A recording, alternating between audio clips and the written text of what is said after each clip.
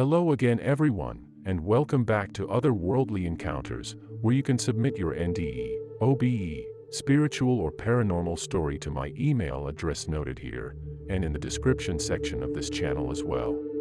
No need to use your real name, you can submit anonymously and I will do my best to create a video with your story. Today's near-death experience comes from Chloe, who died in a car accident and had a meeting with her parents. In the winter of 1976, I was driving home from a weekend of skiing in Vermont. The highway was a mess, covered with muddy slush, which was being tossed up and onto my windshield by the car tires in front of me. I was nervous driving in these conditions because I forgot to check the wiper fluid before getting on the road. I thought I should stop somewhere and check it, but there was no exit, so I kept on driving. A truck sped by, then cut in front of me, and kicked up a large amount of mud onto the windshield. At that point, I was having great difficulty seeing the road ahead of me, so I decided to try the wipers, and that turned out to be a big mistake.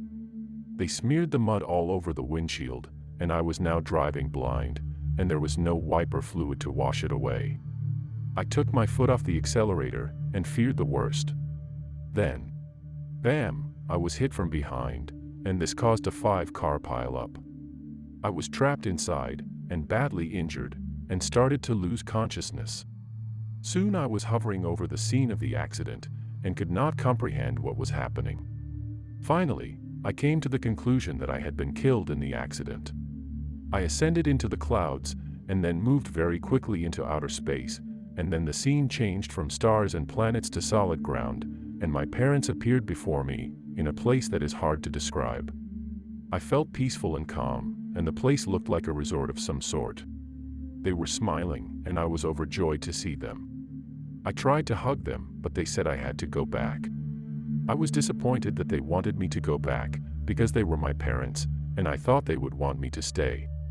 I asked them to explain what was going on, and they told me I had died prematurely, and needed to go back and take care of things. I protested, and said I would go back, but wanted some answers before leaving. They said time was short, but were willing to answer a few. I will not state my questions here, I will simply paraphrase the answers that I received from my parents. They are in the midplane of a place they described, which sounded to me like what we call heaven, and were still in the learning phase. They are happy, as well as my other relatives and friends who have passed, but they do not all exist on the same plane. There are many planes in the afterlife, and the spirits are aware of the other planes. They don't have books or computers at their level, as the method of communication and knowledge is via thought. If you are curious about something, all you need to do is ask yourself the question, and you will get the answer, because all knowledge has been infused in you when you cross over, and is extracted when questions arise. We are blocked from that ability when we are in the physical body, because Earth is a place of questions, and the afterlife is a place of answers. God shares all of His knowledge once we cross over. It resides in us for when we need answers. Jesus is the peak experience and highest form of love. There are many planes in the afterlife, you go to the one which is most appropriate for your spirit. Your state of mind at death has a lot to do with which plane you go to. You move to a higher plane as your knowledge increases, by asking yourself questions. The planes are levels of spiritual development, but do have some association with earthly choices. Religions are a guide, and helpful when the teachings are truthful, and very harmful when facts are not accurate. Love spreads love, and is the bottom line message. Once my parents finished answering my questions, they said goodbye, and faded away.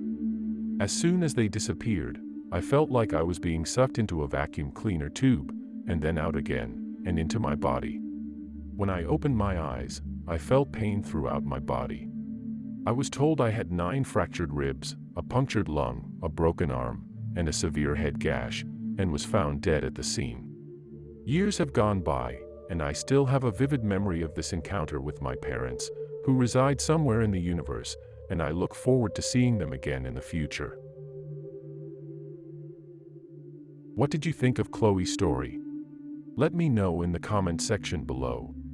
If you enjoyed her story, please give it a like and subscribe, and hit the bell icon, so you can receive a notification when I release a new video. Thank you for watching, and I hope you will come back and visit again soon.